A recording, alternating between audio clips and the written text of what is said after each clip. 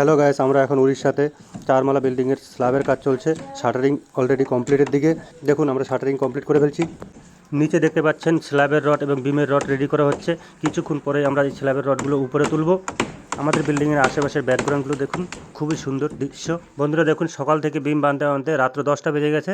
তো এখন আমরা বিম ডাউন করার জন্য রেডি হচ্ছি, কিন্তু ইঞ্জিনিয়ার না আসাতে আমরা বিম ডাউন করতে পারছি না।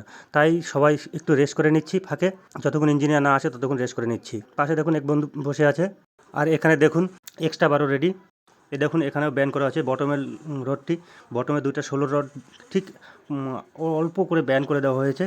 এই যে এক্সট্রা বারটি দেওয়া হয়েছে, এক্সট্রা বারটির নিচে কেন এরকম ব্যান করে দেওয়া হয়েছে আপনারা কেউ যদি জেনে থাকুন তাহলে বলবেন। কাল রাতে ইঞ্জিনিয়ার না আসাতে আজ সকালে বিম ডাউন করা শুরু করে দিলাম। তো ইঞ্জিনিয়ার ভিডিও কলের দ্বারাই বলে দিয়েছিল যে ঠিক আছে, বিম সম্পূর্ণ সাকসেস হয়েছে, ঠিক হয়েছে, তাই আজ বিম ডাউন করছি। এই দেখুন আমার মিস্ত্রি এখানে বিম ডাউন করছে।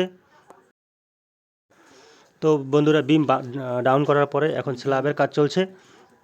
তো এটা হচ্ছে ওয়ান ওয়ে স্ল্যাব, তাই দুই দিকে ক্যারেন। দেখুন দুই দিকের ক্যারেন কী করে মারতে হয়। তো আমাদের স্ল্যাব বাঁধা প্রায় শেষের দিকে। তো কাল স্ল্যাব কংক্রিট আছে, তাই একটু সবাই তাড়াতাড়ি করছে, একটু ওভারটাইম করে নেবে। মাত্র আর একটা কালার রেডি করলেই আমাদের স্ল্যাব বাঁধা রেডি হয়ে যাচ্ছে।